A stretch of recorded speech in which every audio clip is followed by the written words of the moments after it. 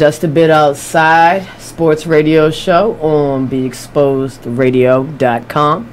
I am Kescia, your host, and across from me is my man Mark. Let freedom ring. As you can see, Mark is in his Independence Day mood. Let freedom ring. I like it. So, what's going on with you, Mark, man? Have you been enjoying the holiday weekend? Oh, it's been busy. Good food, good sun, lots of sun. Lots of sun. If y'all can't tell, lots of sun over on this end. A little bit on my end, too. That's with a little bit of sunscreen, too. Yeah. He's getting his lobster on. I was at the pool all weekend, all day today. Going to be out there all day tomorrow with some crabs and some hot dogs and burgers on the grill. Yeah, we cooked out too. We did it real big yesterday. What's your favorite cookout food? He puts the phone down. He's taking it seriously. I mean, there's the classic burgers. Okay. You know, you got to do some ribs sometimes. Mm-hmm. Coming from Arizona, there's nothing like a pot of like homemade refried beans and some carne asada going. Okay. I mean, I think as long as it's on a grill, it doesn't matter what the hell it is. Well, speaking of on the grill, I think my favorite cookout food would be corn on the cob. Corn on the cob. I'm a corn on the cob girl. You know. Old Bay? Yeah, I'm about to say a little Old Bay, or if you don't like the Old Bay, a little salt, a little pepper. You know, you got to hook it up. And I like when you put it on the grill, too. Oh, yeah. And grill the corn. Yeah. So that's my favorite. Fireworks. You checking out fireworks? Maybe. The one up in Towson, I can't remember what school they fire off from. A friend was telling us of a shopping center that we could go to that's really easy access to get home instead of dealing with traffic, so might give that a shot. Okay. She was also talking about just getting a whole bunch and lighting off at their house. So yeah. Maybe just do that there. I don't know. We'll see. Yeah, we set off a couple of mortars yesterday. Yeah, and we had a couple bottle rockets, couple Roman candles, one of those 25 shot, we had 3 of them, 25 shot boxes. Wow. Where they just we did it real big out there in Owens Mills at my parents' house. And Mom and Dad, thank you for being so gracious and letting us tear up your backyard. But you were responsible and cleaned up, right? Yeah. We cleaned up. I don't know what kind of hole is in the backyard, because there was a lot going on back there. But we had a good time. So fireworks are going on downtown tomorrow. I usually try to steer clear of the area because it's just so much traffic and so many people. And, I'm in a pretty good spot downtown, and I have rooftop access. So nice. Normally what I usually do is I'll just go up on the roof, and I can get a pretty good 360-degree view of the whole entire city. And it's just like fireworks going on all the way around. Yeah. East side, west side, so I'm definitely looking forward to that. That's awesome. Yeah. Put a grill on your roof and just kick back. Yeah, and that's every holiday, man. New Year's, whenever they want to set it off, I go up there. In your neighborhood, have fireworks been going off like crazy since Wednesday or Thursday? Since Friday. Yeah, nonstop. Yeah. And I guess due to the timing that July 4th is on a Tuesday, everybody's got this super long, extended, weekend where everybody can just wild out. Yep. Yeah, it just sounds like Beirut on everybody's street. And they be going to 1:30, 2 in the morning. I'm like, what the hell? Just go to sleep. Yeah. And I have a dog, and my baby Winter, she's a pit bull, but I swear to God, she is the scariest pit bull you will ever meet. She is scared of everything. I don't know what kind of pit bull I have, but she hates the fireworks. So, right, it hasn't been a good weekend for her. I know. My mother-in-law has a pit bull that's part mastiff. So he's ooh, like, that's a big one. He's huge and he's clumsy, and I could definitely see him like tearing stuff up if he hears too much fireworks. Yeah, a lot of the animals don't like it. Yeah. Okay. Also, over the past week, we like to discuss music over here at Just a Bit Outside, and we had an album drop. One of the greatest rappers of all time, in my opinion. Jay-Z drops the 444 album. Yes. A lot of people have been excited about that. It was released June 30th on Tidal/Sprint. It's his 14th album, produced by No ID. I heard a lot of good things about it. I haven't had a chance to give it a listen yet. I'm gonna wait for the hype to die down. Yeah, I haven't had a chance to listen to, but I heard that he did have a response song for Lemonade. Yeah, I was gonna talk about that. Like, from what I'm hearing, right. From what I'm hearing, he's spreading a lot of honesty around on the album, and Beyonce had a lot of involvement in the album. I don't know about that. She put some lemonade on it, a beehive, or some honey nectar, something. Oh no, man. But let me ask you this, because basically you can't really hear the album unless you have Tidal or Sprint. Is that correct, guys? Yeah. How do you feel about that? I'm an Android phone user, so they laughing at me in the back. Oh, what? Yeah, so I don't have access to the exclusivity. Is that a word? Yeah. Yeah. I don't have that access. So, yeah, you got a Samsung too. I got a Samsung too. Yeah. So how do you feel about that though? Oh, depending on the level, do you have to subscribe to the Sprint music I don't even know how it worked, to be honest with you. Because I got Sprint. Maybe I'll just, on the way home check and see if I can listen to You it. do have Sprint? I do have Sprint. Man, but then you got the hookup. Oh, okay. All right. Well, I guess it's cool, but is the artist about the people or what? I don't know. I just feel like they're being a little selfish with the love. We can't get the love. I can't get the love. I don't know how I'm going to get the love. Right. I don't know. Nate, Eric, can y'all send me some love?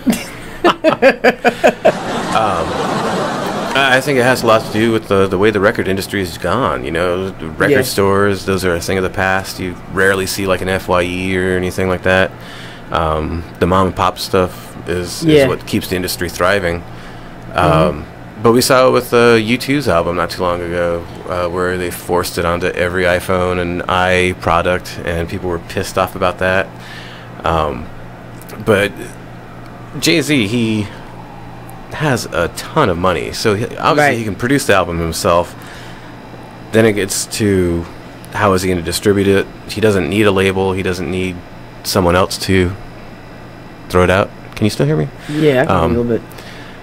And so just it kind of becomes, how is he going to get the visibility? You don't see CDs anymore, so it's all digital.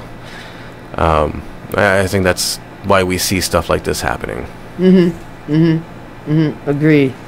But from a fan standpoint, and if you're an artist that's really about the art, I just remember a day when artists just really, their main objective was just to get their work out there and for the people to, enjoy it and experience it. And I just feel like, I don't know, everything is just about the money now, I don't know. We'll talk more about that offline. Hey, you know what? Jimmy had a birthday yesterday. Jimmy, happy birthday. Happy birthday. 37 years old. I know he's out somewhere right now partying. Hey, man, we miss you, buddy.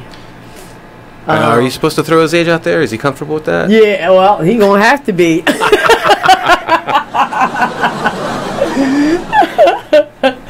All right, let's get into the let's let's jump into this. Let's jump inside into the sports world. First thing I kind of want to talk about is, I guess, in the spirit of tennis and Wimbledon starting today. Wimbledon started today.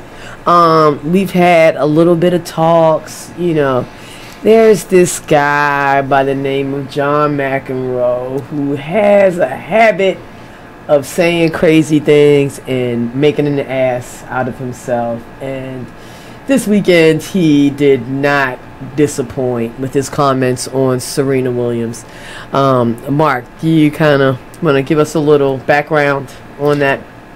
He did an interview with ESPN Milwaukee, I believe it was, and he basically said that Serena absolutely deserves to be the recognized as the best female tennis player in the world, or of all time.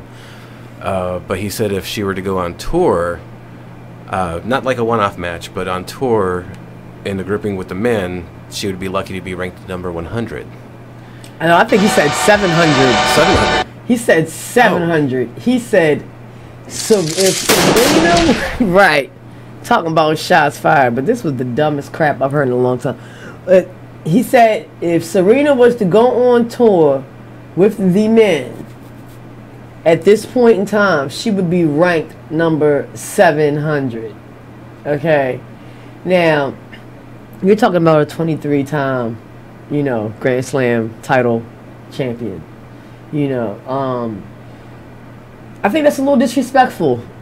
You know what I mean? When you're addressing the greatest women's player of all time. I mean, let's face it. She is the greatest women's player of all time.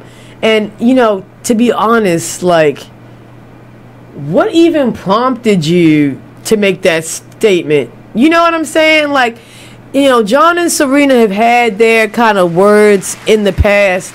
But it's just like, right now, I'm just baffled by the whole entire thing because she's not even playing tennis right now. Yeah. You know what I mean? Tweets in response even said that. She's like, I'm just trying to have a baby right now. Right. Like, I really feel like he's got like a hard on to I don't know, like to discredit or, you know, it's just so weird. You know what I mean? And then honestly, ranked number 700th, I mean, come on. I mean, I'm not saying that she would be number 1 or even the top 10 or 25, but to say 700, like, basically you're saying that she wouldn't be able to beat any man. And honestly, I just don't think that's true. You know what I mean? Like, she there's somebody out there that she could beat. There's probably quite a few out there. Oh, definitely. That she could beat. You know what I'm saying? So, I don't know, man. What do you think about his comments? I think Johnny Mac kind of got, I don't know, bored with his ESPN duties. I mean, he was relevant in the world of tennis before. Right. He's done like cameos in movies. He was that athlete in the 80s. No matter what sport, you want an athlete that's going to transcend their sport. And he did it for tennis in the 80s. Yeah. But I think, like, aside from ESPN, the last thing I really remember him doing was that 90s movie, Mr. Deeds. So I think he just wants his name out there again. Yeah. You know, I think this guy has a problem with wanting to stay relevant. Yeah. You know, it just seems like every once in a while, he comes out with these off-the-wall comments about a player. I know he's also been very vocal with the young Australian player, Nick Kyrgios. And, you know, John McEnroe needs to just take several seats, sir. You know, just like Serena said, like, yo, she's trying to have a baby. She's not even thinking about tennis right now. You know, keep her name out your mouth, dog. You know, and the internet totally went off. Yeah. Once that statement was made and was talking about how bogus and absurd that was, the statement to even make. You know, even Chris Everett said that was like comparing apples to oranges. But you guys don't go anywhere. We're about to take a quick break. When we come back, we are going to discuss some gender equality on the ESPN body issue. So don't go anywhere. We got a naked Ezekiel Elliott on deck. All right.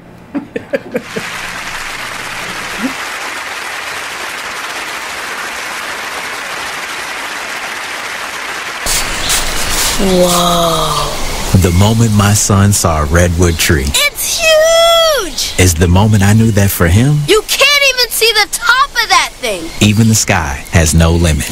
There are some moments only the forest can inspire. Find yours at discovertheforest.org. Learn about forests near you and discover cool things to do when you go. Your moment is out there. Find it at discovertheforest.org. Brought to you by the U.S. Forest Service and the Ad Council. Check out this flashback of the Artist Exchange Radio Show on BeExposedRadio.com. So, you know how you round people who really can sing? And they always like, I don't know if it's this time. That's what these, well, at least these two over here are giving me right now. It's not the time, you know.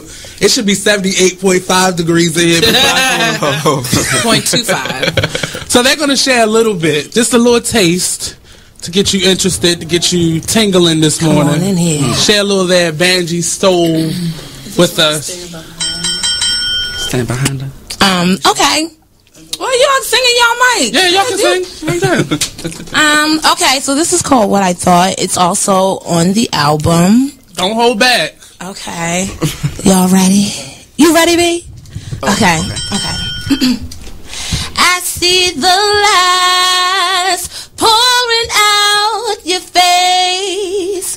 No, you can't hide. I see them clear as day.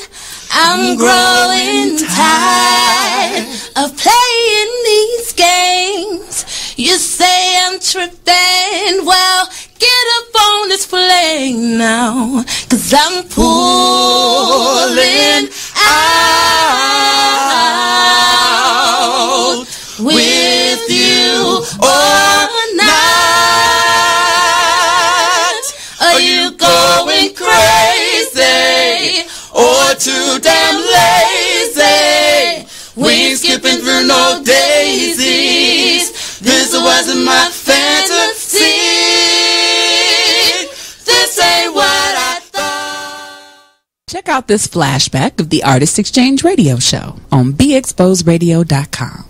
Welcome back to the Artist Exchange Radio Show here live on BeExposedRadio.com. In the building, we have live Mr. Michael Ryder. There we go. And Mr. Steve Yarn. They're doing a partnership based on what was it again? The stories of the Vulcan Blazers. An awesome production that they have coming up. And now the name of it will be called Baltimore Heat. There we go. They were telling us a little bit about, they're in the pre-production phase of developing this Baltimore-based production. It seems like a really awesome idea. I always love for more artistic events to come here, and because it's more of an event, because you guys are going to actually use Baltimore as your complete backdrop of the city, and that's very awesome to hear. Yeah, we want people to fall in love with this project through the visions and the tales we're going to tell about these firefighters, but also we want them to fall in love with the city of Baltimore. Just like they did with Miami Vice and Chicago Fire and NYPD Blue and Sex in the City, and all these other places that have the city as a star as much as the artists and the actors are. And that's Baltimore has for many years have been the backdrops of many movies. I could think of a few Whoopi Goldberg movies, Sleepless in Seattle. A lot of these movies that have always used Baltimore as a scene. Not to mention The Wire and Homicide and countless other movies, House of Cards. All these movies and television shows that have always used it, but it was never really about Baltimore. They always included Baltimore in the story or the backdrops or certain historical scenery, things they absolutely needed to say. But House of Cards actually shoots in Baltimore. But they're saying that it's Washington, D.C. Right. Yeah. So they're shooting here and not even giving us credit for the place we're here. The Artist Exchange Radio Show every Friday, 7 p.m. to 9 p.m. Every Saturday, 12 p.m. to 2 p.m. Real artist, real talk, real live. on BeExposedRadio.com. Hi, I'm LeVar Burton, and I'm proud to be a book person. How do I choose a book? Sometimes it's the cover, sometimes it's the title. I guess I'm pretty visual. If a book's really impressing me and the writing is really good, I will peek and see what the last paragraph is, because the endings of books should rock you. I am a book person, and if you're a book person too, read to a child and spark a lifetime of ambition. Join me at bookpeopleunite.org, because reading is fundamental. A public service announcement brought to you by Reading is Fundamental, Library of Congress, and the Ad Council. You are listening to BeExposedRadio.com.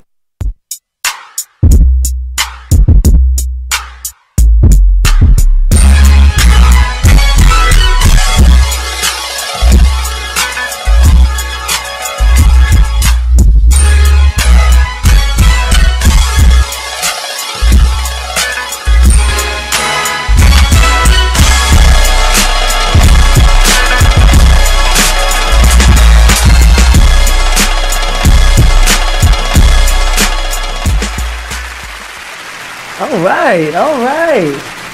Looks like we got some new music. How you like that new music? Yeah, it's live. Yeah. We sent our man DJ Sound Beats, my man Mike McMillan, back to the lab, and he put together a couple nice beats for us. So we're gonna be featuring some new music over the next couple of months. Shout out to Sound Beats. Shout out to DJ Delight.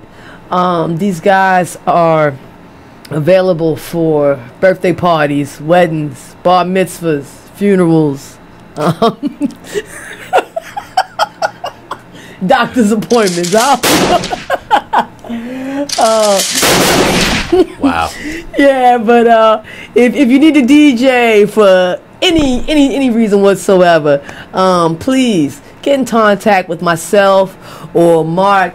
And we will definitely put you in contact with the fellas from Sound Beats. So, Mike, my man, dude, I appreciate you, man. Appreciate that. Song is hot. You know, now that you said that, I'm thinking about it. I think I do want a DJ at my funeral. Right. I think people should be celebrating and having a party. You're right.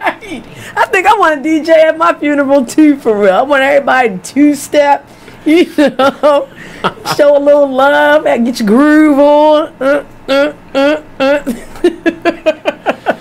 Do a little chicken dance. Yeah, man, you know, Dougie, whatever. What's the new hot dance right now? I don't even know. But yeah. So okay, all right. So what I want to talk about next is this ESPN body cover issue. So for those who don't know, ESPN has what they call a body issue that they feature every summer about this time, once a year type of deal, and some of your favorite athletes and mine and Mark's basically get bucket naked for the camera. And this year they have a lot of different players. They have a couple WNBA players, a couple tennis players, and who I want to talk about is Ezekiel Elliott. Okay, so Ezekiel Elliott is the running back for the Dallas Cowboys. He was a rookie last season, had a hell of a year. Yeah. You know, for a rookie. I mean, I love the guy. You know what I mean? I've been following him since Ohio State. Okay. Yeah. So, so he took it all off, and they put him on the cover of the ESPN body issue, and it did not go well with the fellas. You know, there were a couple of comments that went around in the Twitterverse. Oh, you ruined my breakfast. Oh, I'm unsubscribing to ESPN. Oh, something to the effect of homosexuality, which I just really don't understand where that came from. They're Trump supporters. Yeah.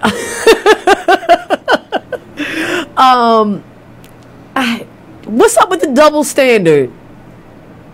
What's up with it? I don't even. This is not 2017. First of all, like what? ESPN's body issue obviously is a reaction or a competitor for SI's swimsuit. Of course. Which obviously is just a whole ton of women. Yeah. And I think SI has incorporated some guys through the spreads.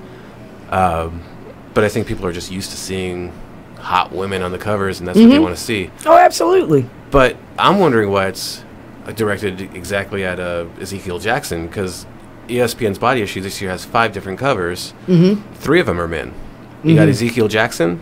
Ezekiel Elliott. You have Javier Baez of the Cubs, and then Isaiah Thomas of the Celtics. And for the women, the other 2 are Caroline Wozniacki. Yep, and MMA fighter Michelle Watterson. Really? Yeah. Another interesting fact: Javier Baez's photo. It was the first magazine cover, I believe, to be photographed using an iPhone 7 or an iPhone. Period.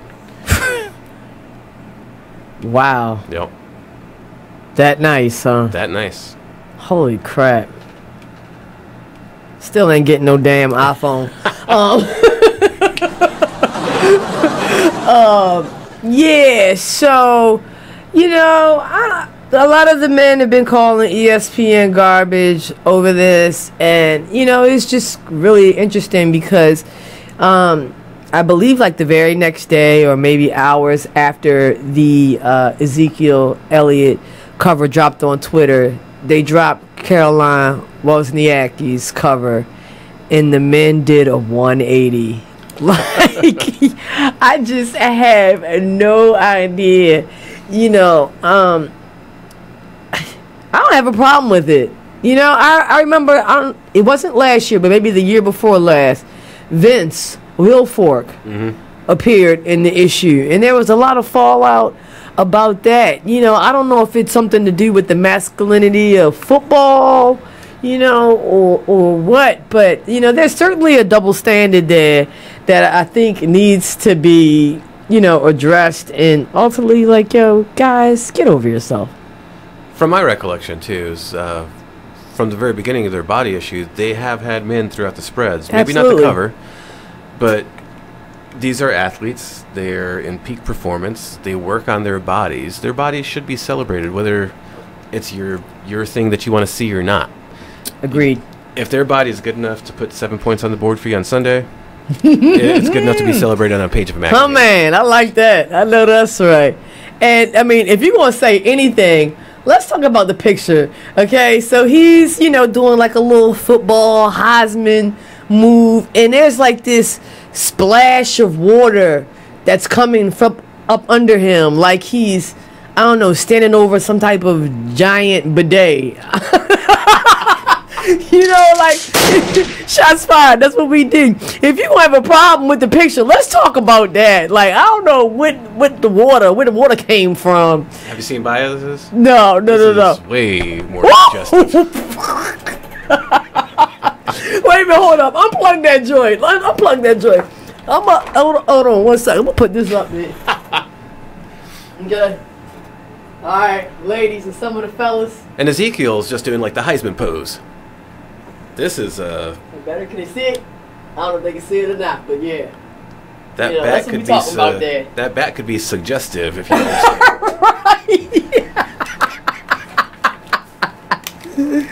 Lord have mercy. That's what we do. Yeah, so shout out to Ezekiel Elliott for having the cojones to put itself on the ESPN cover. And shout out to ESPN too, man. What a great selection. I mean, it's a great picture to me. Yeah. You know what I mean? Like, and I'm all about gender equality.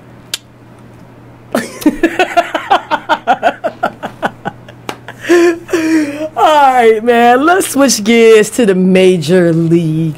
Let's go through our normal segment of who's hot and who's not. I mean, there's been a lot been going on in baseball, so it might be kind of hard to come up with these selections this week. At least it was for me.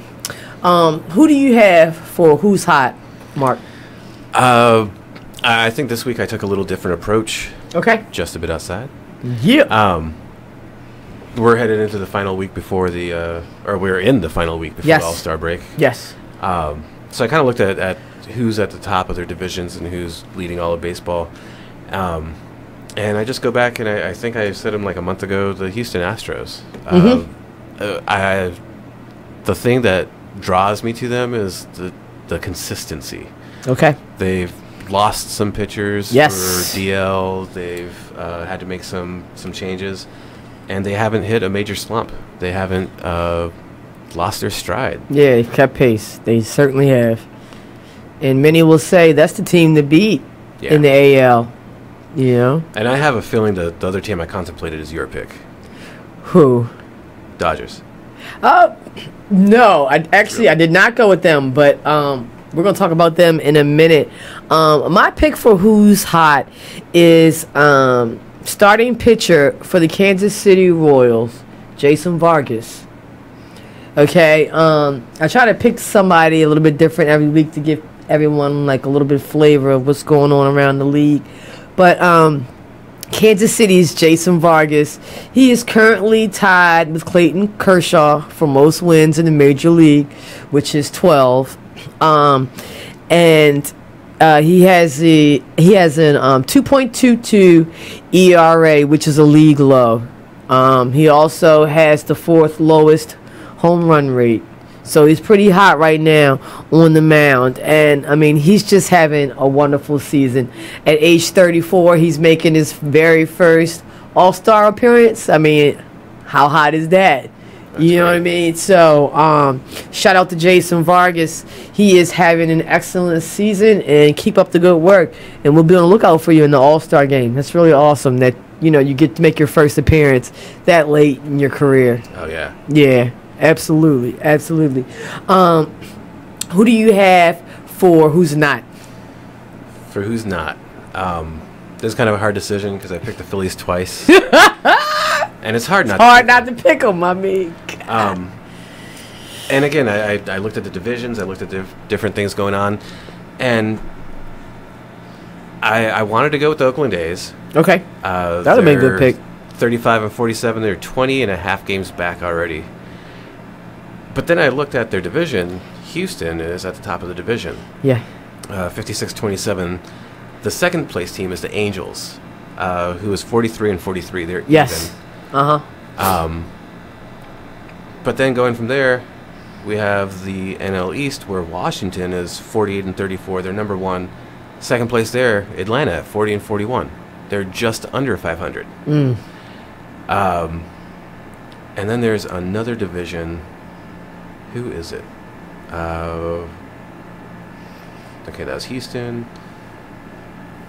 The NL Central. I think I talked about them a few weeks back. With the Brewers? Yeah, the Brewers are 45-40, only 5 games above 500, and they're number one. In the first place, yeah. Second place, Cubs, 41-41. And it's hard to pick one of these teams, one of these divisions, anything for who's not.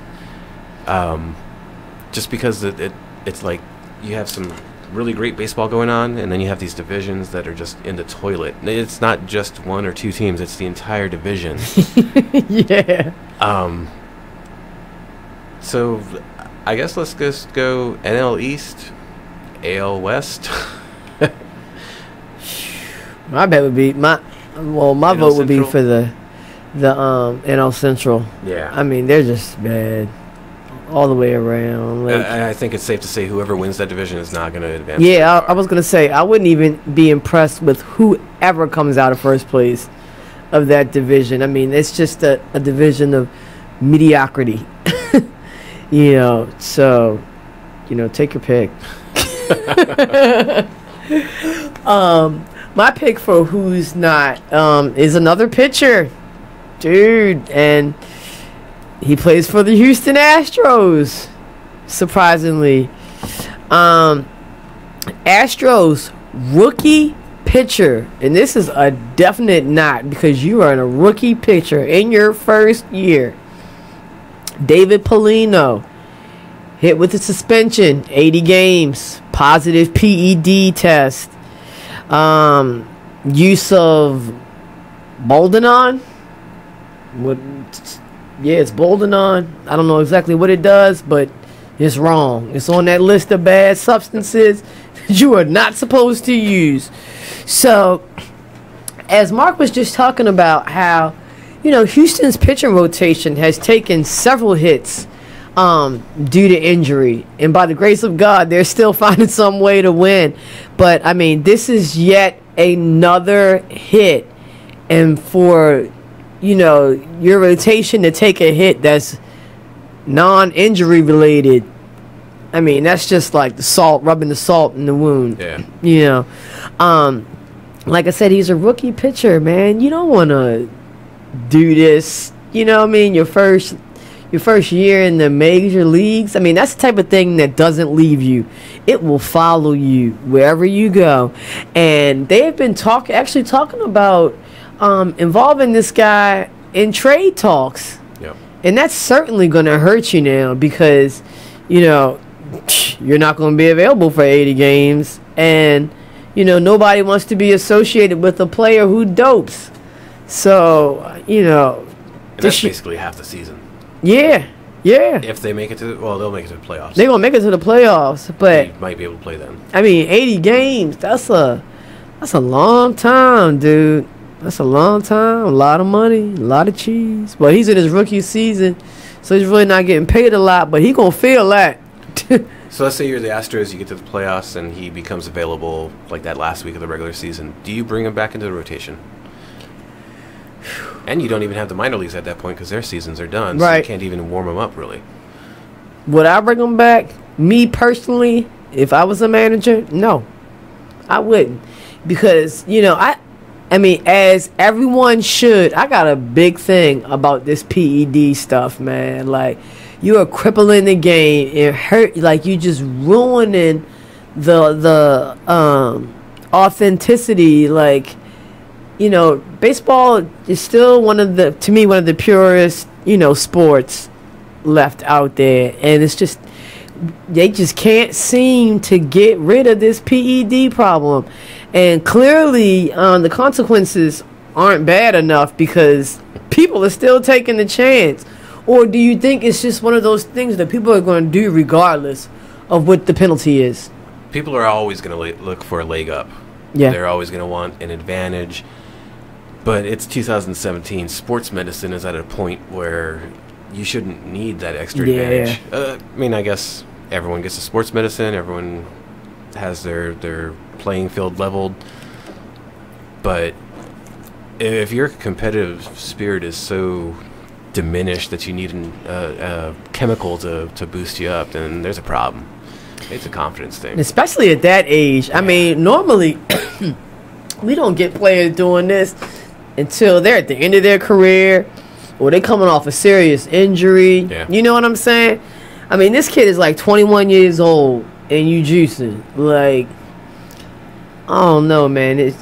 I really hope somebody gets in his corner and kind of turns him around from that because like I said, that's just like the worst way to start your career in the major league, with that asterisk, man. And like you said, I mean, with sports medicine and training and everything, there's really no reason for you to do that. We got kids like Aaron Judge out there cranking, and I seriously hope he's not on this stuff. But, 454, yard homers. Yep. Cody Bellinger, both who we'll talk about later on in the show. But yeah, man, I mean, just really disappointing to hear that. So I certainly hope he gets his act together on that.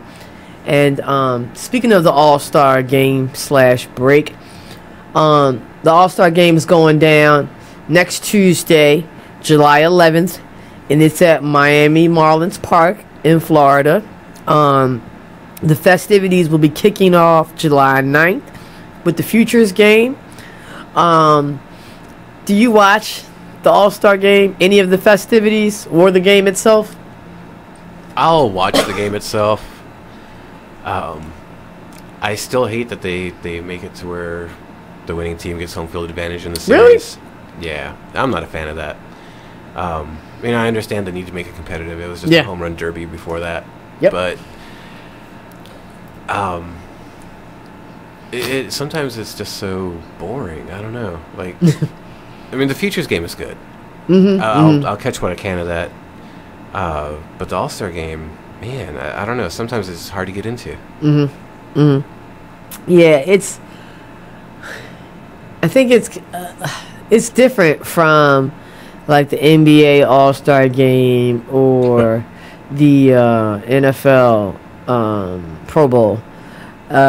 Whereas, baseball really isn't a fast-paced game. You know what I mean? No. Even though you have like all of these stars on one team, you're not gonna get continuous doses of action.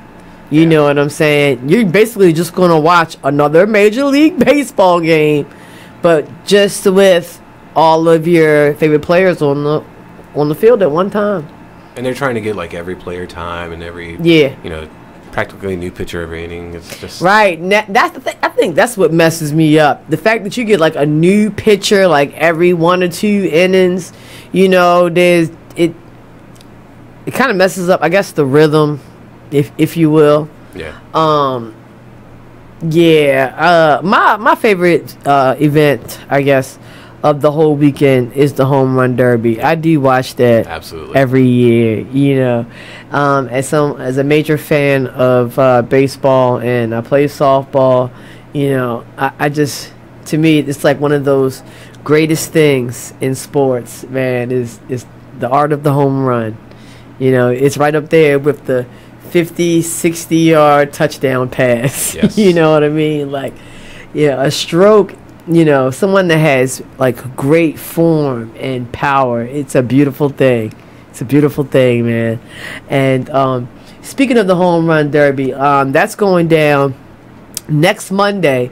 So what we're going to do right now is give our picks of who we think is going to win. It goes down next Monday on ESPN at 8 o'clock. We'll certainly be giving you updates on that next week as the night goes along. Let me just take a minute to run down the contestants. For the AL, we have Miguel Sano of the Minnesota Twins. We have Gary Sanchez and Aaron Judge of the New York Yankees. Right, them Bama's got two horses in the race. Christ almighty. Yeah, shots fired. That's what we do. The 3 NL contestants, right now they have 2 solidified. We have last year's returning champion, Giancarlo, and it's going to be a hometown favorite, Giancarlo Stanton of the Miami Marlins. And then we got my boy, I've been telling y'all about this kid, you better recognize, Cody Bellinger of the Los Angeles Dodgers. It is my understanding that the third has not been locked down yet. They've been asking Bryce Harper. He's on his man period. He said, hell no. I don't know what's up with that. Right, shots fired. That's what we do. I mean, I don't understand it. That's like the equivalent of LeBooty James not entering the dunk contest. Like, you crank it all season, but you don't want to enter the home run derby.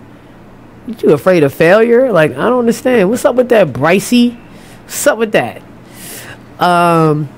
So, Mark, out of the contestants listed, who do you think has the best chance to take it all? I think I got to go Aaron Judge. Woo, I knew you were going to say it. Yeah.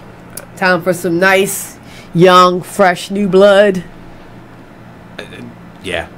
I think the only other name I could go with there was Stanton, but Judge has just been rocking it all year. Okay. It's a good pick because I believe he's the home run leader. Yes. He is. Yeah, and I think he's got like a pretty good lead. He's like separated himself from the pack. I'm going to go with my man Cody Bellinger. I think that's a nice, just a bit outside pick. You know, I never like to go with the obvious because it just seems like There's always something happens to throw a monkey wrench in the situation. And also with the new format that they have for the home run derby, you know, it's really, I feel like it's built for durability, if you will. Yeah. You know, these guys, they've been going at it hard, Cody and Aaron Judge, and these are both guys within their first or second year of the season, so they're two young guys who've been pretty durable and have been, you know, putting some deep ones out there. You know, I just mentioned that I believe Aaron Judge also has the longest home run of the season. 454, I think? Yeah, 454, and that is hella far. You know, if you guys don't know, that's impressive. 1.5 football fields. Yeah, there you go. Ridiculous. There you go. I'm looking forward to that. I think it's going to be a pretty good show, and I can't wait to see who they're going to lock down for that third spot in the National League. But that's our picks. We got Aaron Judge, Cody Bellinger. We'll see what happens next Monday. Speaking of home runs, just want to give a quick shout out to Albert Pujols hitting his 600th home run last month. So that was pretty impressive. And shout out to Fat Albert for accomplishing that feat. And shout out to the young man that caught the ball, Scott Steffel, college boy. Caught the ball and gave it back to Albert for free. Didn't ask for a thing. Holy crap. That ball could have easily gone for 6 figures. Yeah. And he gave it back. Man, what a gesture. Now that is a Los Angeles Angels fan for you, dog, because I don't know too many people that would have done that. Especially a college student who could have paid off his loans. Yeah, man. Like 5 years from now, you're going to be regretting that shit. Don't go anywhere, guys. When we come back, we're going to talk a little bit more baseball, and we're going to get into some basketball and some football. So don't go nowhere. Mark, Kescia, just a bit outside on Be Exposed.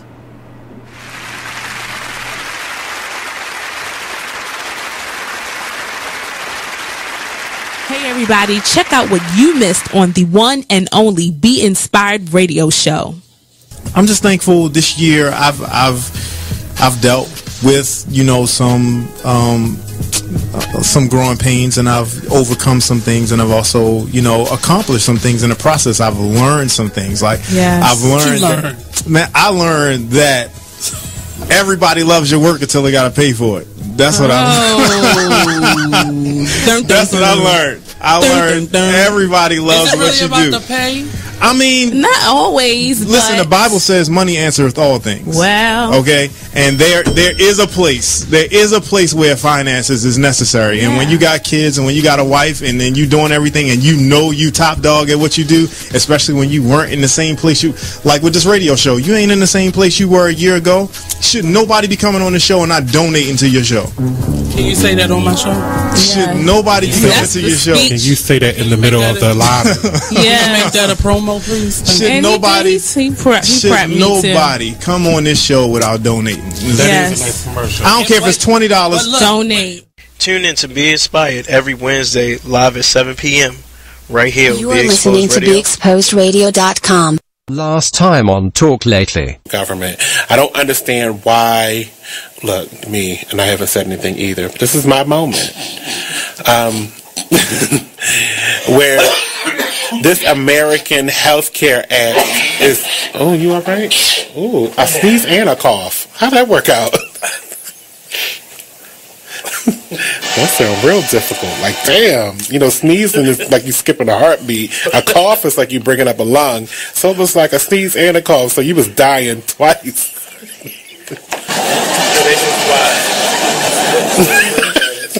Because you was coughing, I was like, you okay? Achoo! What?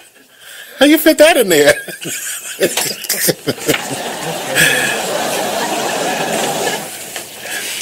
So, now back to the American Health Care Act, because you're going to need that to get the cough and the sneeze together.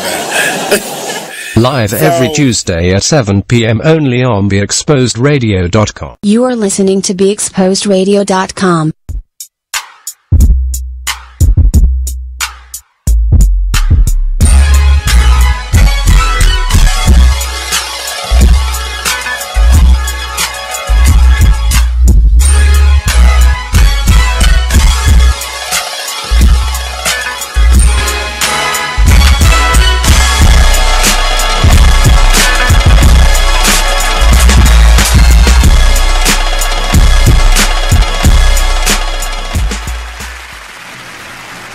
Welcome back to Just a Bit Outside. Thanks for joining us each and every Monday. Obviously, you're listening to us or watching us. We're on YouTube. We're on Facebook. Radio Loyalty and TuneIn apps. If you don't have the app, there's a link on the BeExposedRadio.com website. Give us a call, 410-702-5657. I don't have my paper in front of me, so I'm looking like a twisted pretzel. We just ended up talking to our All-Star break and All-Star game, and we're moving on. Yeah. But really quickly, updates, scores. Yeah. Orioles back to booty. Yeah, Orioles. They won yesterday. That's the positive.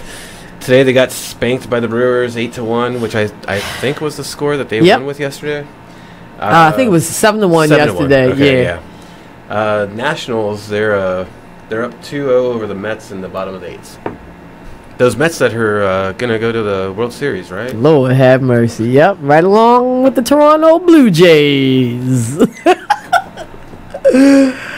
Oh man, yeah, shots fired on myself. No one is safe. Okay, so I kind of want to talk about, we are at the midway point, like literally damn near at the midway point for the Major League season. I wanted to talk a little bit about our picks for who is in the best position to win it all. Mark pretty much already put his pick out there. He's been raving about the Houston Astros. And he already pretty much put my pick out there. He knows me so well. I'm going, I think the Los Angeles Dodgers is the most complete team in baseball. The Houston Astros may have the better record. I think they have the best record. They have the best record. But it's getting closer and closer. Yeah, because the Dodgers are tearing it up. And, I mean, seriously, they are getting it done in every way possible, And, I've been going on and on about this team for the past couple of weeks. And I don't know if you noticed, I never talk about the same person twice, And I'm going to do it again right now for y'all. I'm going to give you some unusual suspects. Alex Wood, he's got 9 wins. I believe his ERA is somewhere around 1.83. There's another guy by the name of Chris Taylor, who is the first player in the majors to hit 3 grand slams in a season. The season's not over yet. Wow. We halfway through the season. He's already had 3 grand slams. The last person to do that was my man, Matt Kemp, in 2009. And I love Matt Kemp, man. So, they also have June's Rookie of the Month. Now, this is one name that I'm going to repeat. Cody Bellinger. I swear I love the kid. I can't say enough about him. And they also have 4 players on the All-Star team this year. So, I just feel like, that coupled with Clayton Kershaw and the usual suspects, that's your most complete team in the Major League. So, Houston Dodgers, maybe we'll see them in the series. Maybe. Now there's their division is a strong division. Yes. There's only 3 teams in baseball above 50 wins so far. Dodgers, Astros, and then the Diamondbacks, who are at 52 wins, chasing the Dodgers. Yeah, the Rockies kind of went on a little slide past week and a half. They haven't been playing well at all. Yeah, so, Mark's Diamondbacks are definitely in there, waiting to place their little stamp on the season. Yeah, so let's talk a little home team. Do you think the Orioles can turn it around in the second half? Do I think so? Yes, I do. I think they have the tools. I think they have the parts. I think they have the players. Am I confident that they can? No. Yeah. That should be the question. Are you confident? Right. You talked about it before the season started. They had a new pitching coach, and you were really excited about it, and the pitching has just sucked. Booty. Straight booty huff. They've lost players both on the field and on the mound to injury, DL, everything. And, even the bright spots, like Trey Mancini, he's like mini Chris Davis. He hits the home runs, or he just can't hit. Yeah, and Manny is fighting to stay over 200. Yeah. Like, fighting to stay over a 200 batting average. Like, I don't know if the baseball gods are just mad at Baltimore. I don't know what the hell is going on. It kind of makes me wonder, and I touched on it before, the city loves Buck Showalter. Go ahead, go. I know where you're going. So, Buck Showalter, he was the manager of the Yankees, put together a great team, was fired, and either a year or two later, the Yankees won the series. He moves on to Arizona Diamondbacks, puts together a great team, has like a bad season, gets fired. They go on to win the World Series with that core that he put together. Is this the year that we get rid of Buck Showalter and next year win the series? Hey, Orioles 2018. Let's make the magic happen. I mean, I don't want Buck to go. He's a great guy, but yeah, I'm on the fence with Buck right now. But since I dropped the F-bomb, we're gonna take a little break. But she's the same Buck. I was trying to say Buck, right? Fence, Buck, fuck. I don't know. When we come back, we're going to talk tennis. We're going to talk Wimbledon for all of our tennis fans. So you don't go anywhere. Just a bit outside on BeExposedRadio.com.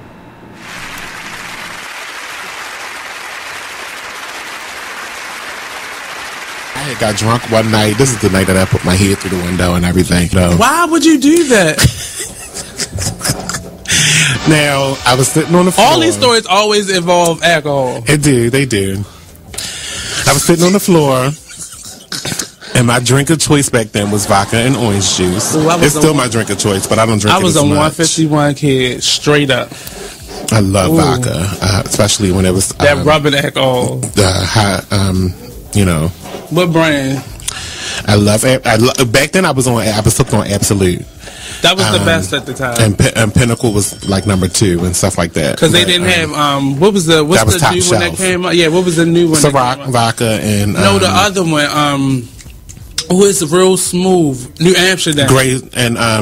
New Amsterdam came out, and it was so. And Grey Goose. Grey Goose was out at that time too. See, I didn't drink. I told you 151. That was my drink. Yeah, Grey Goose vodka was one of the ones because I love the bottle. Because you can light it on fire. The bottle was hot. It was that shaded, that shaved glass. Yeah. Oh yeah. So I was sitting on the floor, and we was talking about something. I don't even remember what we were talking about. All I know is I was bust out laughing. I got ching-ling, ling, ling, ling, glass everywhere. I wouldn't cut it all though. I had to. Because you had your brain. Actually, I didn't. I ain't have any hair back then. Oh. I don't remember. I don't think I did. And you ain't cut your hair? Nope. I was just fine. I was like, oh, your glass broke, and it was winter, dead of winter. Check more of these funny moments out when you tune into BeExposedRadio.com. Yeah, this the man that holds it down. Mr. Showtime, D the Boss. Check us out every Saturday, 5 to 7 p.m. Eastern Standard Time, only on BeExposedRadio.com. I'm in a relationship. Mm-hmm. My girl happens to be long distance. Mm-hmm. So with that being said, I beat my thing like it owes me money. Sorry. Because I asked that because so many people are not comfortable. Here's my thing. It's mine. That's right. And you need to know yourself before you can have somebody please. If you can't tell nobody how to please you, if you don't know how to please yourself. That's right. You know what you like. You know what you like. You know the stroke. You are listening to BeExposedRadio.com.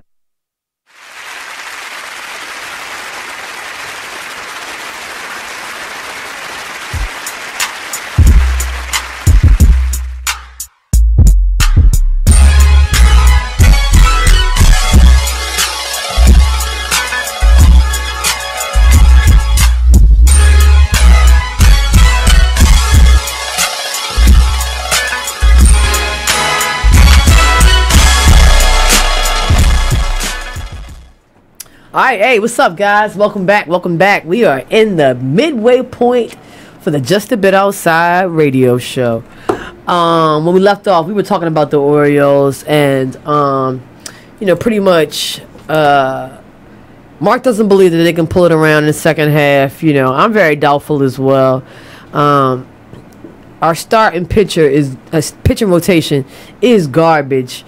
And it's up to Dan Duquette to make that move to bring a pitcher here that's going to help us out. Our starting rotation ranks 29th, second to last in the majors. The worst is Cincinnati Reds. We've been hit with the injury bug. We've been bitten several times. And then you got Ubaldo just being Ubaldo. Right. Ubaldi just being the piece of caca that he is. And then he throws out a great game. It's like 7-8 games in a row, just crap, and then and then one good one worth all that money. But it's a masterpiece too. Right. It's like, come on, man. Yeah, so we hopefully he'll turn on his second half magic, because he's a second half of the season kind of guy. If we can manage, I will say this though, if we can manage to stay healthy, which is very questionable because we just lost Wellington Castillo, which is another big hit. Yes. And if we can get a solid starting pitcher by the deadline, which I don't have a lot of faith in either, because Dan Duquette just does not deliver when it comes to this type of thing, we can get back into this thing. I mean, we're only 6.5 games out of first place, and our division is one of those divisions that it's a shake-up the whole season. You know what I mean? You can go from third to first, and then back down to fourth, in no time. It happens in the AL East every year. I believe the Yankees are sitting pretty right now in first. They won't be there come September. I can guarantee you that. And we'll have about 5 different first placers between now and the end of the season. Easy. So, fingers crossed, man. We'll see. But let's take it over to the land of fish and chips, mate. Over there in UK for the 140th Wimbledon tournament. Man, that's a long tradition, dog. Yeah, it is. That's a long tradition. Wimbledon is not disappointing. I mean, they are opening with a bang. I mean, I was fully prepared to come in here and talk about Stan Wawrinka and his looks towards his first career slam, and that motherfucker. Yeah, we've already had our first upset. First day of the tournament, first round, number 3, Stannis took a L to 49th ranked 21-year-old Russian Daniil Medvedev. Right. I mean, sounds like a medicine. It does. But well, he was certainly the kryptonite to Super Stan, because he just shook the whole tennis world. I mean, London is all sitting on a tilt right now because we can't believe that this young guy took out the number 3 ranked men's tennis player, man. Like, that is awesome. Awesome. And not only is he 49th in the world, but he's completely unseeded in Wimbledon. Mm-hmm. And Stan was a number 5 seed, I think. Yeah, so shout out to Mr. Medvedev. Yo, we'll be looking for you the rest of the tournament. Victoria Azarenka, she is back. Her first slam since giving birth to her son, and she won the first round. It took 3 sets to do. She dropped the first set, but took control of the match in the second and third. So, that's another one of my favorite players, right behind Serena. So I'm happy to see her back. Speaking of Venus, it's been a eventful time for Venus Williams, to say the very least. Mark and I were just talking offline about her being involved in a car crash. You want to give the listeners a little background on that? Back in June 9th, I believe. Yep. She was involved in an auto accident with a 78-year-old man. And 13 days after the accident, the man passed away. Venus was at fault for the accident. Yes. As I recall. And now the widow of the man is looking at filing a wrongful death lawsuit. So, it's rough to be involved in a car crash, but to be involved with someone that dies, and then for it to be, your fault on top of it all, that's a lot for any person. Well, not to mention, and we didn't even discuss this part, but I don't know if they do an autopsy on the guy or what, but if they determine that his death was the cause, or was the result of the injuries in the accident, would she be facing criminal charges? Right. Vehicular manslaughter. As I recall, a player in the NFL went to jail for a couple years for that. Yes. So, our thoughts and our hearts are definitely with everybody involved in the crash, and as well as Venus Williams. And despite all of this drama and stress and the weight of this accident and this death, weighing on you, she played Wimbledon today. She won her match, first round match. They of course they asked about it at the press conference afterwards, and you could tell that she was visibly upset about this accident. And apparently she had posted a statement on Facebook, like her official statement regarding it. And like you said, she's emotionally still shaken. I don't know how I feel about the suing part, though. You know what I mean? Like, the widow is saying that, one part I do understand, okay? Funeral costs, medical expenses, which I'm pretty sure Venus Williams would take care of. Yeah. Regardless. But to say that this man, he's 78, you throwing lost wages into the mix. Social security checks. Yeah. I'm not laughing about that, but I mean, it's just like, you throwing lost wages into the mix. I don't know. I feel like that's a little bit over the top. But she would still get, I believe she would still get the Social Security benefit. You know what I'm saying? In a retirement package that he had or anything, yeah. Right. So, I don't know how I feel about that aspect, of the lawsuit. But hey, I don't know what that person's situation is. I just found that very interesting. Let's switch gears to the NBA. It's been a lot going on, man. Like, I honestly cannot remember a more exciting off season. Absolutely. than this year. And, you know, as all of the stuff was going on, all of the trades, all of the drama, Phil Jackson, you know, going to sleep on players, then getting fired. Like, it's so much going on. Mutually agreed to part ways. Yeah, bullshit. He got fired. Well, from what I understand, too, I read up more as the issue between them was Carmelo Anthony. Yeah. And you either go with the star, face of the franchise, or a gentleman who is regarded very well around the league, but has single-handedly destroyed an organization. I don't think it was that hard. Single-handedly destroyed the organization?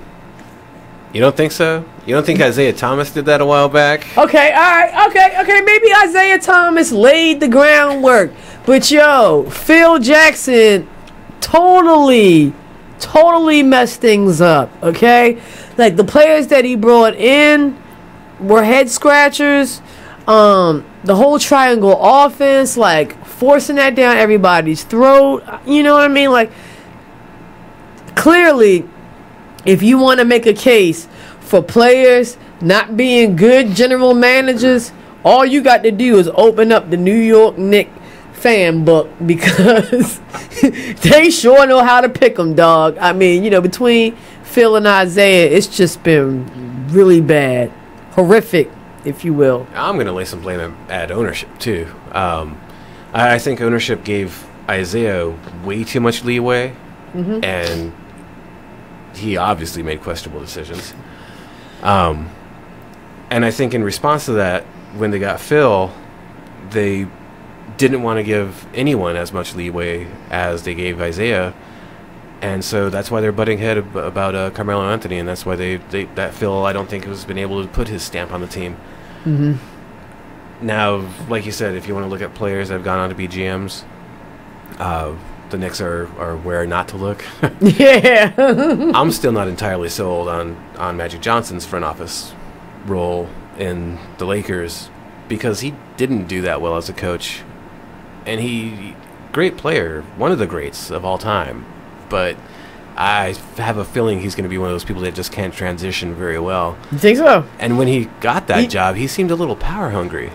Like, he was throwing his weight around.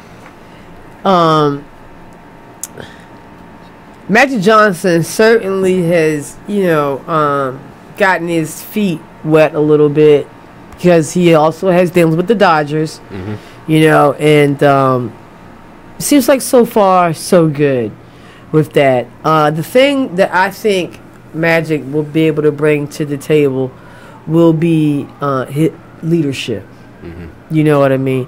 They will have somebody in Magic Johnson that could take some of these younger players, because the Los Angeles Lakers, they do have a young team. Take these young players under his wing, mold them, talk to them. You also have a very young coach as well.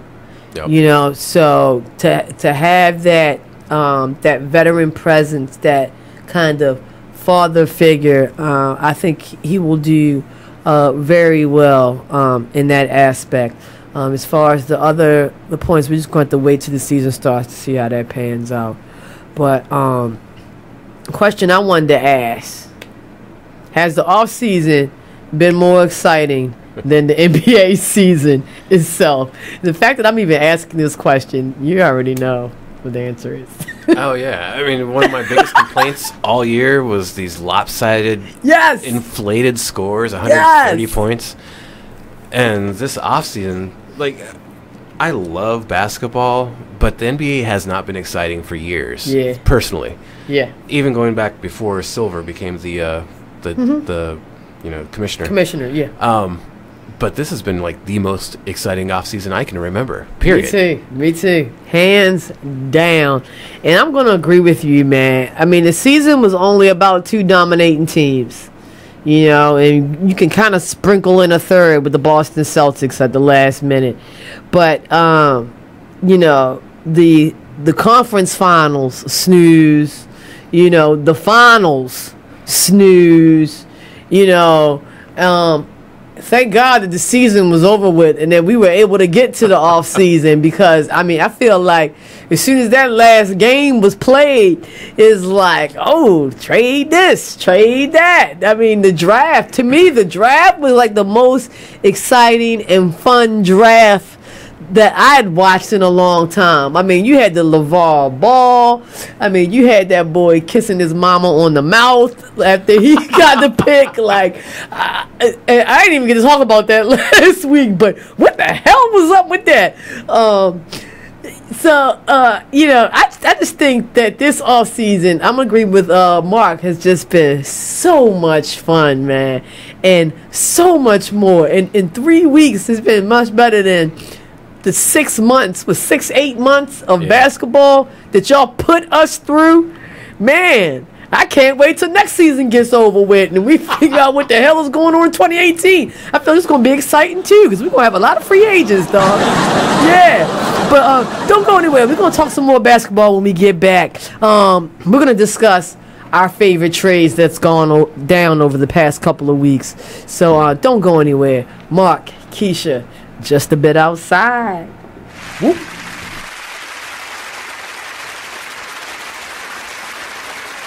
You are listening to BeExposedRadio.com. Check out this flashback from the Artist Exchange Radio Show. So you're your biggest asset. Mm-hmm. You have to practice self-care. Every entrepreneur has to practice self-care.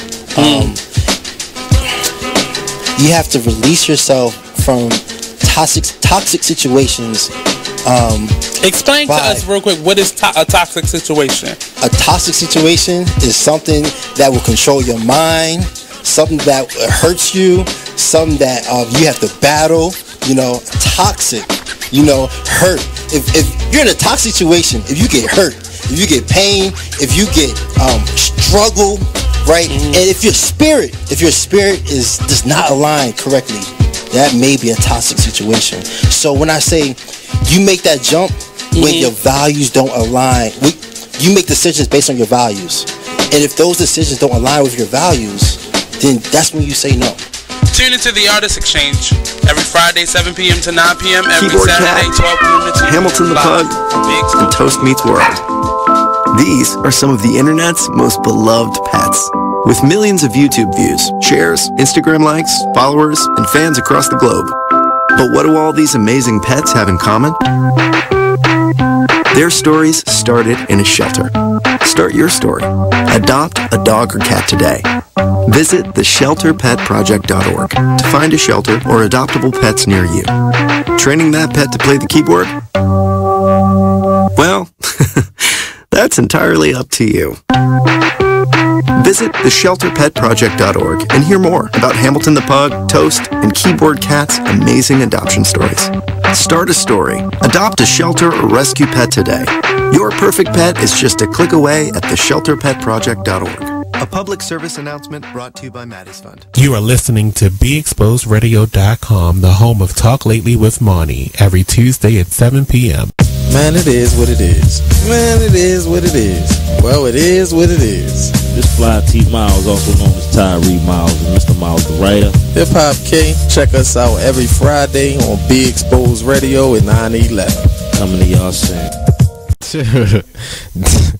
Do yourself a favor and listen to this hilarious flashback on Charm City Direct Radio Show. You know me. I eat like this all the time. Do I gain any weight? No, at all. You can have my belly right now. I'm giving away body parts. Somebody said they need a butt. Somebody said they need a butt. I can use a little extra tissue there. I can pop it right now. He out here giving out butt cheek donations. You are listening to BeExposedRadio.com.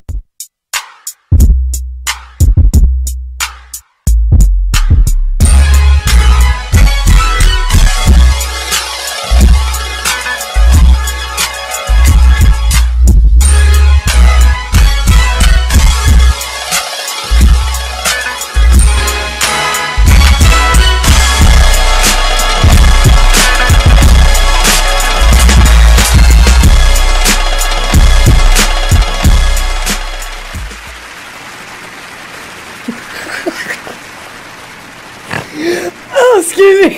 I'm sorry. Oh my God. I'm sorry, guys. Welcome back to the show. Just a bit outside. I'm your host, Kescia. That is Mark right across from me. When we left off, we were talking about the NBA, and we were talking about the off season. I want to continue that talk. As you know, we've had a lot of crazy deals go down in the past couple of weeks. Chris Paul to the Rockets. I'm still trying to wrap my brain around that one. Paul George to the Thunder. Just to name a few. Mark, what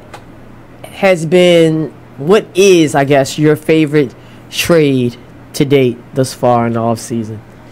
I think my favorite trade, and I'm not even like a fan of the team or anything, even though I know you are.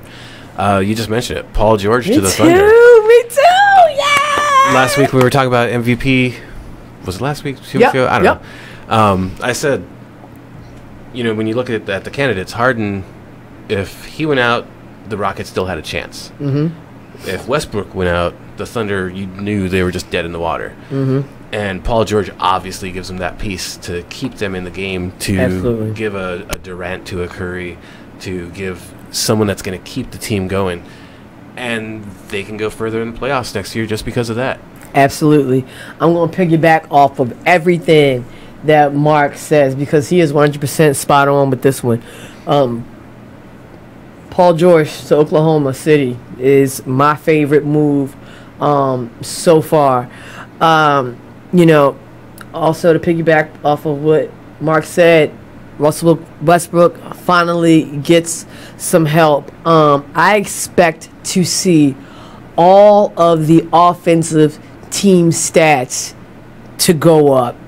Paul George also has the ability to make everybody around him better. Yeah.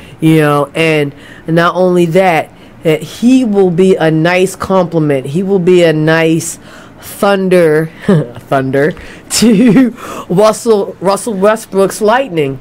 As we all know, Russell loves to slash. He loves to drive. He is the guy that's going to go to the basket.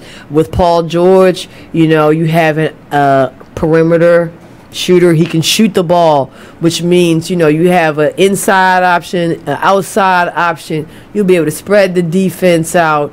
And I think this will just be really good. And I know for a fact that Russell is just like, thank you, God. There is a God. I guess he had to win the MVP or something to get some help. I don't know. We both know that Paul George has went on record that he wants to be the man. He wants to be the leader wherever he is. But he has a year left on his deal that originated with the Pacers. Yep. Does he swallow his pride for a season with the Thunder, or do you think he still tries to take control? Clearly, he's going to swallow that pride because Russell Westbrook is Oklahoma City. Yeah. Okay? Like, with the departure of Kevin Durant, the whole entire city, the whole entire organization, the whole entire team.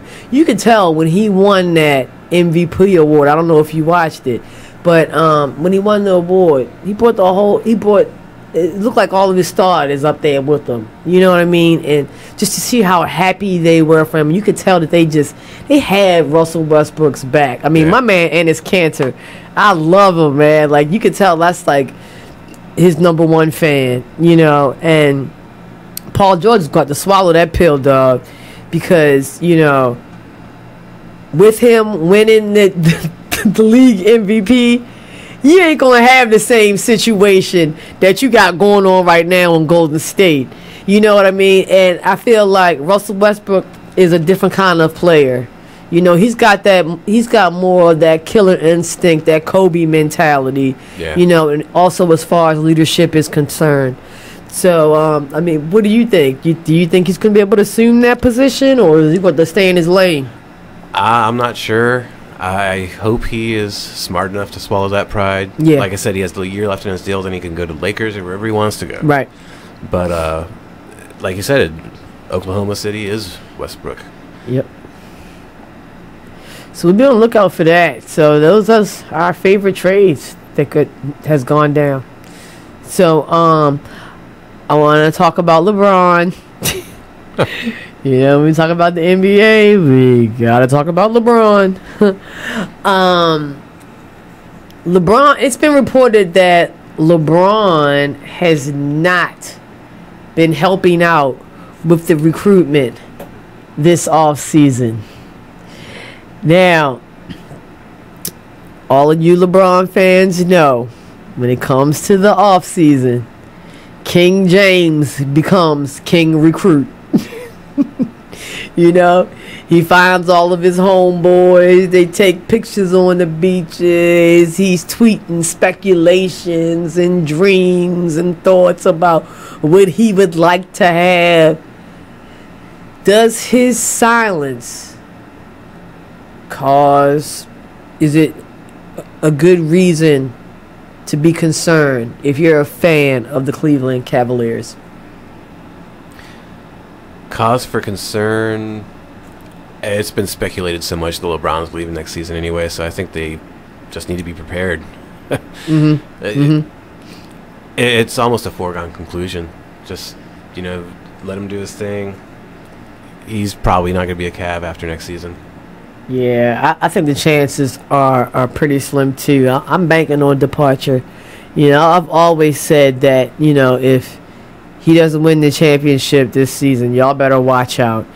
And I guess to add a little fuel to the fire, Chauncey Billups turning down the GM position also gives a little speculation to make you raise your eyebrows, like maybe he won't be there at the end of next season. You know, I mean, if you got LeBron James in that organization and you have faith that they're gonna, you know, build or have a championship contending team, you're taking that job, yo. I mean, that's a cake job.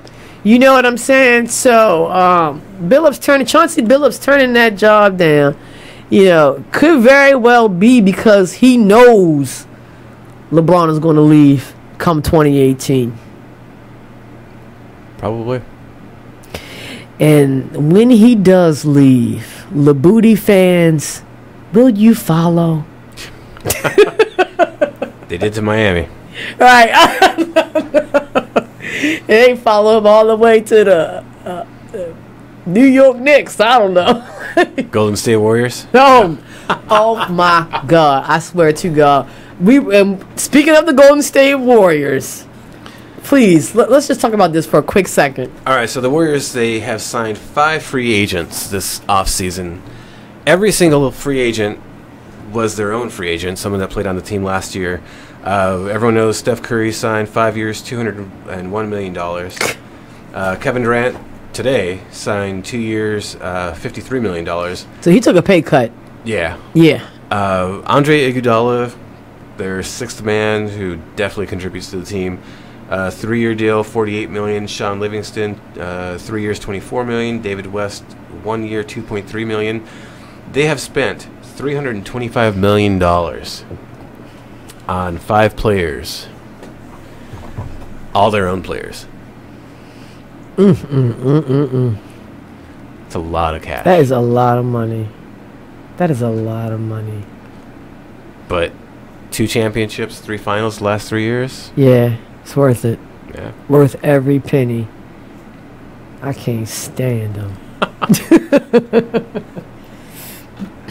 All right, so I guess we'll be on the lookout to see what other things develop in the next couple of weeks.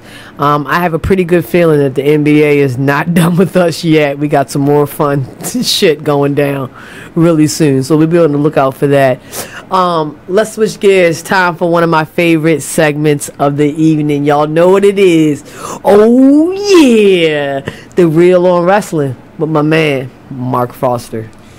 This weekend, WWE has the Great Balls of Fire. Good God Almighty, what a name pay-per-view.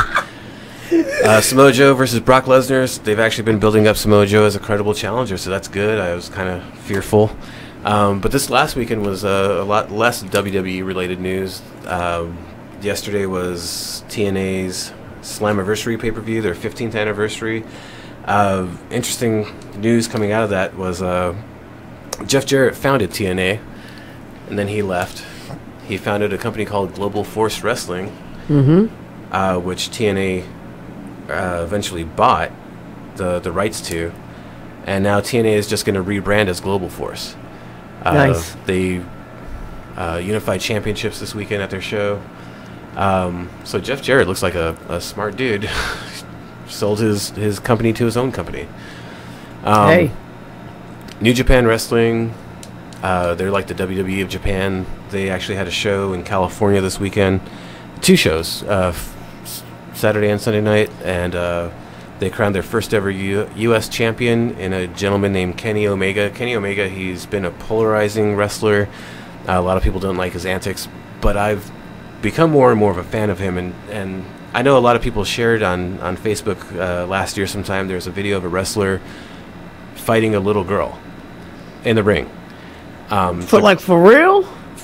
In a match. And the girl, she was like 8 or 9, and she's a huge wrestling fan, and Kenny Omega put on quite a show with her, and that's actually the thing that made me a fan. So like if you YouTube Kenny Omega wrestles little girl, you'll see it, and it's really cool. He does his job. Nice. And the biggest thing I want to speak about for wrestling this week, WWE, last week we talked about it, LeVar Ball was on WWE Raw in a segment with The Miz, and they caused a little controversy. I'm not even sure if you heard about this one. No. He brought out Lonzo, of course. Let me brace myself. Hold on. Let me brace myself. He brought out Lonzo, of course, but also was his other son, LaMelo. LaMelo is a young man, you know. I'm not going to say it, because LaMelo dropped the N-bomb live on TV twice. Oh, are you serious? Yeah. On the wrestling show. Live on the air. Oh my God. So you got LeVar running around shirtless. Oh my. Were there any reactions to that? Did anybody catch it? Like, oh, people caught it, of course, yeah. And WB that night or the next day put out a statement like, you know, it wasn't part of the scripted conversation. Like, I mean, they didn't even care talking about scripts and anything. They're just it wasn't the planned segment for that verbiage for that segment. Another interesting thing about that whole thing, though. Wrestling is a very ritualistic sport in the background, and like when wrestlers arrive to the arena, even though you've been working together for years, you shake everyone's hand. LeVar Ball was very disrespectful to Vince McMahon. When he went through the curtain after the segment, he just kept on walking. He didn't say thanks to Vince or anything. Interestingly, though, Lonzo and LaMelo both went up and shook Vince's hand, thanked him for having them and all that. So despite what their dad does for jackassery, they seem decent, even though LaMelo, you know. Mama raised him right. Yeah. Man, I'm going to have to look into more of that. So, you know, the Balls are out there just making their mark, sport to sport. Dude, can't wait to see where they pop up next. I'm telling you, never a dull freaking moment. I think LeVar is going to get booted from the court side sometime this season. You think so? Yeah. Yeah, I honestly think it's only a matter of time before the honeymoon is over in Los Angeles. I mean, everything is great right now because the season hasn't started and no one's playing basketball, but it's publicity. Yeah. LA's gonna have their hands full with that one, dog. And God forbid they keep up being in last place like they've been in previous years. Yeah. He's just like a volcano waiting to erupt, I swear to God. So, you know, we're going to talk about this McGregor-Mayweather thing just a little bit. So, the price to sponsor during this event, the money is starting to come in already, Jack. Have you heard about this? I read a little bit about it. You got to cover the purse somehow, I guess. Yeah. The price to sponsor this event. $10 million. That's pretty steep. That is. That is hella steep, boy. Just to sponsor, just to be mentioned during this event. Is that just like a logo and a ring post or something? Yeah, that's what I'm saying. I don't know if it's a logo, a mention, a commercial. I don't know. But $10 million, damn. I think that beats like Super Bowl prices. Yeah. I think so. I think so. Yeah, because I think the commercials for Super Bowl is 3-4 million. Yeah, but it's like 3-4 million now. Something like that. Damn. Yeah. So the money's starting to pour in with that one. I actually caught a little bit of the Pacquiao fight over the weekend, and let me just say, snooze. It was really weird to watch him fighting on ESPN. First of all, you know, I was at Live Casino. God, I don't even want to talk about that. But, you know, just hanging out. And yeah, the fight was on, and you know, I had some good conversation with some other folks in there, and it just seemed like pretty much the same opinion across the board. Why is this on TV? Why are we watching this? Why is he fighting? You know, I don't even know if he won that shit. Nope. No, he didn't. I didn't think he did, because it didn't look like it was going too well from what I was watching, for real. So yeah, what was the guy's name? It's like Joe, John. He's got a normal name. Jeff Horn. Jeff Horn. Yeah. Jeff Horn. So yeah, Jeff Horn defeated Manny Pacquiao in a free-for-all event to watch. And I think it's pretty safe to say, like, Pacquiao, turn in the gloves, Joe. Stop fighting, dog. There was an editorial, too, I was starting to read earlier that just says he's another example of a boxer that just stayed on too long. Yeah. And they have a tendency to do that. I mean, George Foreman, Holyfield, B-Hop, fucking Bernard Hopkins. Remember when he got the crap knocked out of him? Was that earlier this year? Yeah. Like, y'all. I mean, if I went a whole lifetime and get my head bashed in, you know, I don't know if I would necessarily be hard pressed to come back after I stopped. I don't know. Yeah, so do we have anything else exciting going on in MMA? I don't think so. Not really. I know UFC 214 got pushed back. Into September, I think, because it's supposed to be in August. Yeah, it's kind of a quiet time for the contact sports. Yeah, and that's cool. That's cool. It gives more time to talk about other things. And speaking of other things, let's switch gears to the NFL. Okay. So, I mean, we're pretty much in OTAs right now. Yep. Right? And there's really not a whole lot going on as far as football performance-related topics, but there are a couple of topics that are just a bit outside that I wanted to discuss. The first thing I wanted to talk about has to do with the home team, man. Has to do with the Ravens, and it's not good. Okay. Tight end Darren Waller just received a 1-year suspension for substance-related violation. Okay.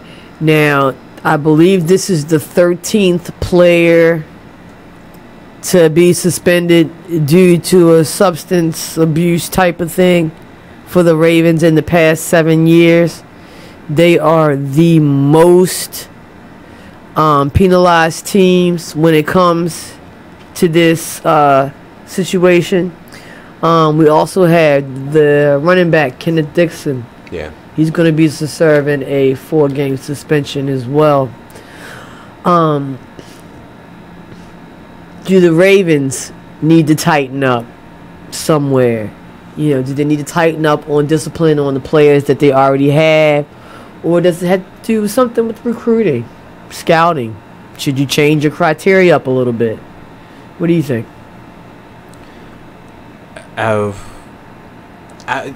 When we talked about this, or when we were talking about what to have on the show, yeah, and I was looking into this, my immediate reaction was actually blaming the player's contract, the union contract, because Harbaugh is one of those very strict, very driven coaches. They had to dial back on OTAs and dial back on practices and everything. No more two-a-days or something like that with the latest bargaining contract. So it's kind of like hampering Harbaugh's instincts as a coach. But then there's so many 31 other teams, and no one has that problem as bad as us. Not as bad as us, but I can give you a nice close second. Cincinnati Bengals. Yeah. They got discipline problems there too. And, you know, and when I think, you know, I spent a lot of time thinking about this as well because, you know, it's so easy to say, oh, you know, they need to put down some more rules or they need to put a shorter leash. You know what I'm saying? And I almost started to think like, you know, is that even the problem? Can you be proactive about this situation? And that's why I said, you know, outside of immediate disciplinary actions or consequences, and, you know, your scouts, possibly change up your criteria. You know what I mean? I know that there's some type of ratio that they spend time studying as far as performance and personality. Yeah. Hey, maybe you need to take a little bit more time researching the type of player you are recruiting. You know what I mean? And maybe not put so much emphasis on or putting sole emphasis on performance and spend a little more time doing a little research as to what type of player this person is. You know, when you take a look at some of the violators that are on the Ravens and also with the Cincinnati Bengals, it's clear with the Cincinnati Bengals they didn't give a damn who they put on the team, okay? Because you got people that went to jail several times before they joined your team. Yeah. People who have been suspended several times before they joined the organization, and you still want them to come. You know what I mean? And with the Ravens, it's just been more so people that, you know, we've brought to the team, like we've drafted or whatever. I mean, the list was pretty it's pretty shocking. Like, I know Matt Elam had been on there, and there were a couple other players that I didn't even realize had been suspended. And, you know, for it to be known that your team is a team that gets suspended for substance abuse violations, that's not good at all. Yeah. You know? So, the Ravens are definitely charged with the task of tightening up the discipline, tightening up the behavior of the players that are on their organization, because certainly they don't want to keep suffering. I mean, yo, we're already decimated at the tight end position. Like, when I read this, I just shook my head. Like, I don't even believe this. You know, we've already lost Pitta. You know, and we're looking for, you know, the next best guy. And now, what? It's just like, I think we only got 2 left now. I think so. It's either like 2 or 3. And if it is 3, the one guy don't have no experience whatsoever. So, you know. Not on the NFL level. Yeah, not the NFL level. Yeah. So, I don't know. We'll see how the Ravens handles that moving forward, and hopefully they'll be able to turn that around, man, because, I mean, that's just so dumb for you not to have a player for something like that. Yeah. You know, and for you to lose a whole year behind that, man, it's just, I don't know, man. That's something else. Preseason starts in a month. Season starts in 2 months. Yeah. It's here. Yeah. Yeah. Next thing I want to talk about is we have a logo battle between Rob Gronkowski and Nike. Okay? So for those of you guys that do not know, and we just can't seem to stop talking about tight ends. Tight end, tight end, right? Tight end for the New England Patriots. Rob Gronkowski has his own company, okay? And the company came up with a logo, and they're calling it the Gronk spiking the ball action logo. And the logo looks dangerously similar to the Nike Jumpman. Okay, so Nike's filed a little complaint. The Jordan Jumpman. Yeah, Jordan Jumpman. Yeah. Mm-hmm.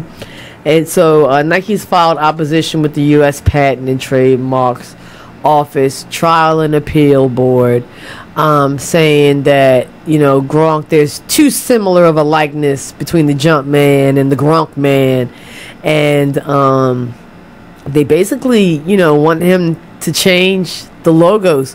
So what I'm going to do here is I want you guys to be the judge. One more time here. See if hopefully they'll be able to see it. These are the logos. You got the Jumpman. You got the Gronk Man. Like Kescia was saying, Nike filed this with the patent office to deny Gronk based on the likeness. That's an interesting picture because I hadn't seen them side by side. Yeah, like look at that, man. Or scaled to the same scale. Because my initial reaction was like they're both silhouettes on a white background. I thought Gronk's was different enough to I mean, it one guy's palming a basketball, one guy's spiking a football, but that right there, I'm like, okay.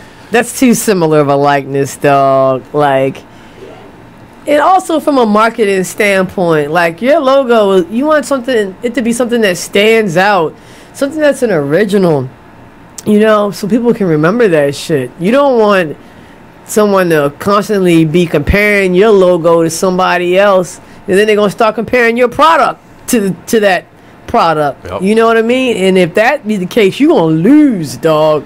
Because Jumpman is already established. I mean, they got songs about that damn thing. And the really interesting thing is Gronk has appeared in Nike commercials. The NFL uses all Nike apparel, jerseys. He wears their shoes every Sunday. They even put out a shoe for Gronk last year. So he has a business relationship with them. Yeah. They're going to work something out. Yeah. Yeah. Well, if you were Gronk, would you change the logo? Probably. Just try to change it enough. Mm-hmm. And if they don't accept that, then maybe see what you can do. Yeah. I think my first move, if I was Gronk, was to fire whoever came up with this logo. Yes. Fire whoever came up with this logo. And then go back to the drawing board because like I said, it's just too similar of a likeness. And I'd like to be original with mine. So yeah. So much for the logo battle. Also, what else we got going on in the NFL? Brett Favre. This is another one that just can't seem to go away. Christ almighty. Brett Favre is talking about returning to the Green Bay Packers. What do you think about that? But it's not as a player. Right. I'm going to say, go ahead and clear that up. You just want to leave that cliffhanger for a moment. He coached high school football 2 years, so that obviously is enough of a resume builder to become an NFL coach. He's talked about either coaching or front-end GM kind of role. And again, we were talking about it with the NBA. A player doesn't necessarily translate well to the front office, nor as a coach. Brett Favre, all pro athletes have an ego, but he's one of those super egos that really makes you question how would it go. Hold that thought. We're going to talk more about Brett when we come back. You guys don't go anywhere. Just a bit outside.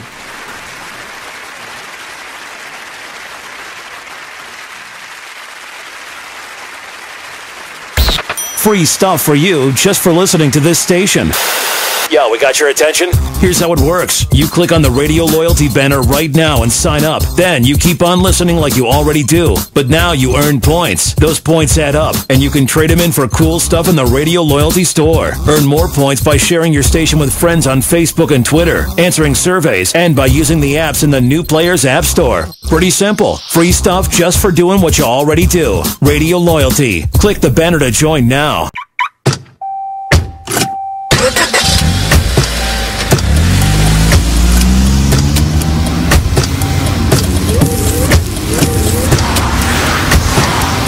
Driving has a rhythm all its own. Don't wreck it with a text. Before you get behind the wheel, silence your phone. Or better yet, designate a texter. For more text-free driving tips, visit stoptextstoprex.org. Brought to you by the Ad Council and the National Highway Traffic Safety Administration. Green light. Hey girl, school zone. I'm getting hungry. Car changing lanes. You want to meet me for pizza? Stop sign. Intersection clear. Yeah, street. Pizza sounds good. Ballin Street? Girlin Street! It's hard to concentrate on two things at once, like texting and driving. Stop the text, stop the wrecks. How will you stop texting and driving? Tell us at stoptextstoprex.org.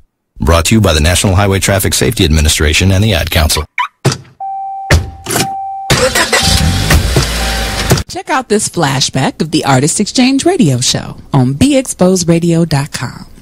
So we're going to get a little bit into the album with Miss Amira and learn the basis of it, the Banji soul of it all. Yes. So let us know, first of all, what is Banji soul? Banji soul is basically just real. It's real soul. It's real. It's not cut down. It's not watered down. It's, you know, how as hot as it came off of my mind and my heart. That's what it is. And a lot of the times I get a little tangy, you know, tangy, banji, ratchet, whatever, how you like to put it, classify it, but I like to say banji, you know, because I'm classy. Banji is a little classier. It's a little classier. That's got your pinky up. Right. You got your pinky up with that. Okay, we got to keep the B's, the bougie, the banji. Yeah. Right. So she's created her own lane, Banji Soul. So let us know what how that is covered in the album that released on the 9th of this month, right? Yes, yes. You are listening to BeExposedRadio.com.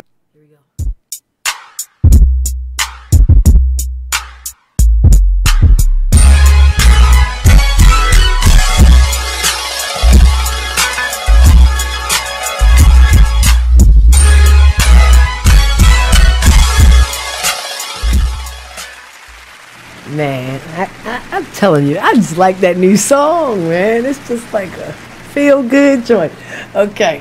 When we left off, we were talking about Brett Favre and his possible return to the Packers, to the Big Cheese, in a front office role, of course, because we know he ain't gonna be slinging no footballs.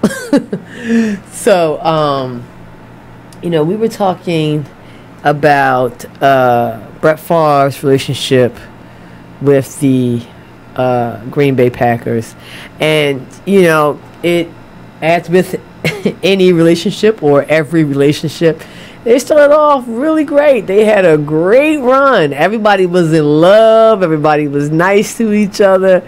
The last 2 years of that relationship, it got pretty volatile.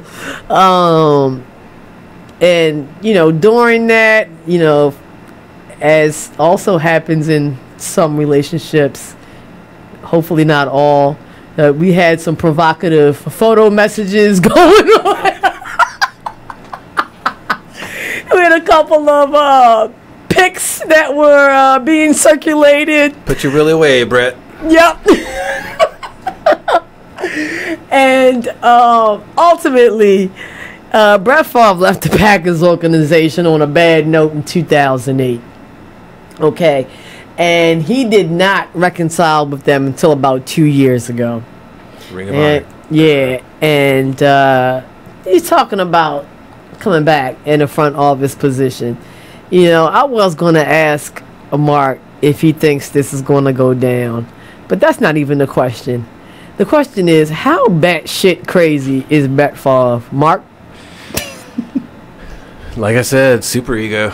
He will do anything to feed that ego. Yeah. You know, I actually think the Packers organization would be crazy to let Brett Favre anywhere near their organization. And I don't even honestly think he would be welcomed by the players, because I think, from what I understand, him and Aaron Rodgers don't have the best of relationships. I know they didn't as players, right? And that's one of the reasons Packers wanted Brett to retire, because they knew Aaron Rodgers was ready. But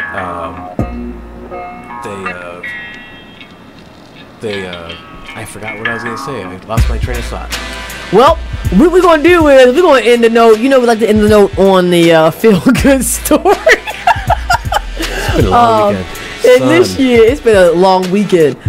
This week, we're going to shout out Warren Sapp, who has made a statement saying that he will be donating his brain after he dies to science for concussion and brain damage research in regards to football. I think that is a fantastic thing. I hope this is the beginning of a big trend, because this is a big deal in NFL football. But yo, that's all we got for tonight. Time flies so quickly when you're having fun. Baltimore, spread love, yo. And in the words of Jimi Hendrix, when I die, I want people to play my music, go wild and freak out, and do anything they want to do. Holla! 47 years after its death, I think Jimmy got his wish. Haha, my man.